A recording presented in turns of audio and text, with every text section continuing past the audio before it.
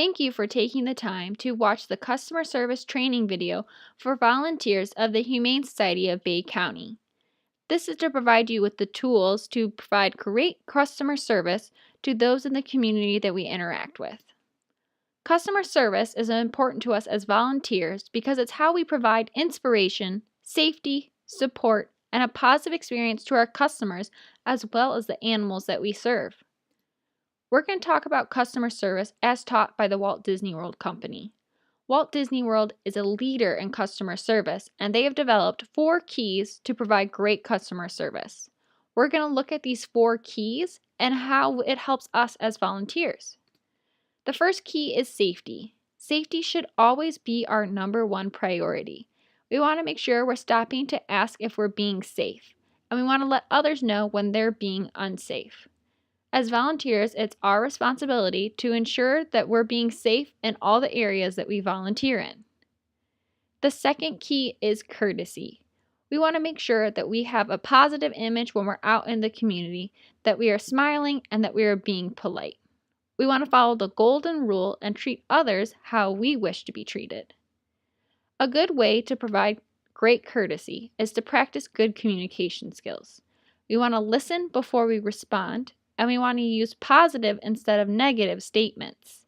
We also want to be aware of the words or phrases that we use so that they don't lead to a defensive reaction from the customer. The third key is show. We want to make sure we're representing ourselves in a positive light, that our areas are clean and organized, and that we are presentable when we're out in the community. The fourth key is efficiency. We want to make sure that we are working together. We want to show respect to the animals, each other, and the community. We want to be able to solve problems and foster a creative environment that will help us to move forward with our organization.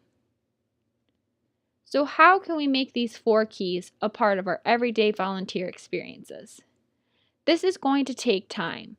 It'll take us time to develop these skills as well as constantly checking to make sure we are using those 4 keys. We want to support each other, and you'll get lots of support from your leaders. When dealing with conflict, we never want our volunteers to be at the brunt side of an angry customer. We ask that you get backup.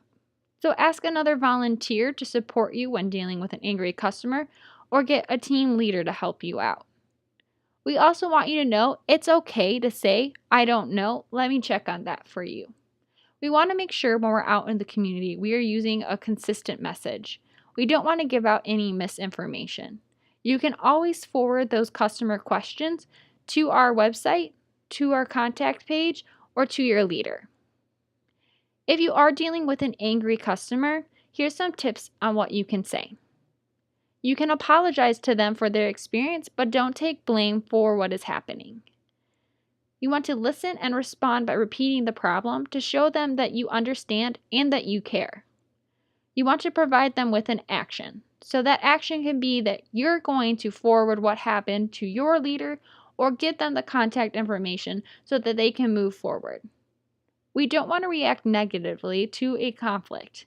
This can be hard because when someone is upset, they tend to not be nice. And it's really hard to be nice to someone who's not being nice to you. When dealing with conflict, we want to make sure that we stay calm. You want to identify the conflict and clarify what exactly happened. You can ask more questions to get more answers to understand what went wrong. You want to listen and only acknowledge that you've heard and understood them until they have completely told you their story. You then want to move forward with them. So identify solutions to move forward and agree on an action that can be taken. Let's talk about a conflict example. Let's say you're dealing with an angry customer and they start to yell at you. They wanted to adopt an animal and they put in their application, but somebody else ended up adopting that animal before them. They start to badmouth the organization and threaten to post all over social media about their experience. They are escalating the situation, and now others are starting to watch and see why they're yelling. What can we do? Let's go back to conflict management. We want to remember to stay calm. Even if they're escalating, we want to remain calm until they're able to calm down. We want to clarify and identify the conflict. Sometimes it's best to go get a pen and piece of paper to write down what the situation was and ask some questions so that you can get a full report. Make sure that they feel like you are listening to them and understand what happened. You want to move forward with this customer by providing some solutions of who to contact, how to go about adopting in the future, and what are some of those other identified solutions that you've learned about as a volunteer. Once you've agreed upon an action, make sure that there's follow through so that problem is resolved. When dealing with customer service, we want to remind ourselves of our mission, that we are here to provide for these animals, and that by providing great customer service, we're able to get great homes for the animals of Bay County.